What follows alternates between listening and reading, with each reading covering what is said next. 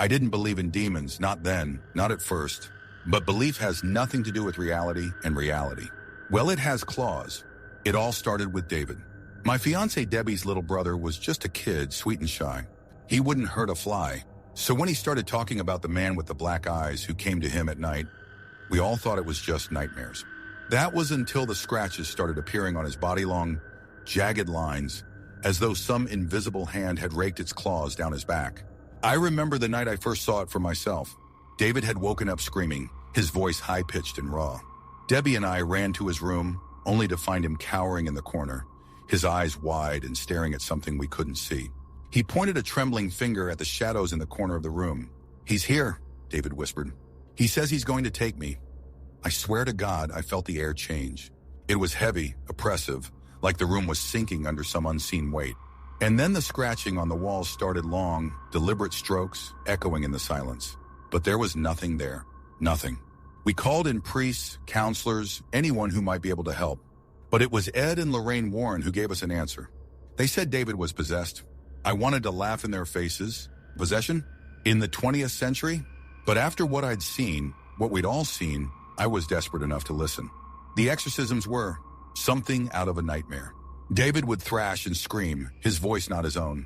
He'd spit vile curses in languages none of us understood. At one point, his tiny body hurled a grown man across the room like he was a rag doll.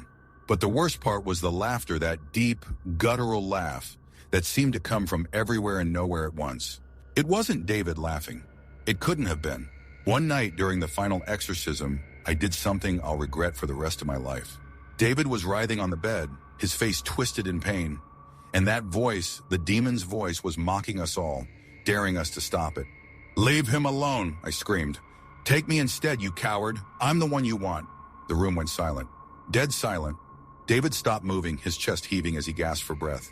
And then I felt it. A coldness I can't describe, seeping into my bones, wrapping itself around my heart. I knew somehow that it had listened, that it had accepted my offer. For weeks after that, nothing seemed out of the ordinary. David got better, started smiling again, and we thought it was over. But I started to notice things. There were shadows that moved when they shouldn't, whispers in the dark when I was alone.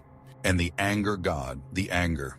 It would come out of nowhere, white hot and blinding, like something else was taking over. The night it happened, I barely remember what started the fight. Alan, our landlord, had been drinking, and we were arguing about something trivial. But then his face, it twisted, became something inhuman, something wrong. "You'll never be free," he said, his voice guttural and low, like gravel scraping against metal. And then I snapped. I don't remember grabbing the knife, but I remember the way it felt in my hand, heavy and cold. I remember the blood, warm and sticky, pooling around me as Alan collapsed to the floor. His eyes were wide, staring at me in shock or maybe fear. When it was over, I dropped the knife and screamed. The thing inside me laughed, a deep, resonant sound that echoed in my head long after the police dragged me away. Now I sit in this cell, haunted by what I've done, by what I've let in. They don't believe me when I tell them about the demon, about the thing that took over. They call me a liar, a murderer. But at night, when the lights go out and the darkness creeps in, I hear it. It's still with me. Watching. Waiting. And I know it's not done.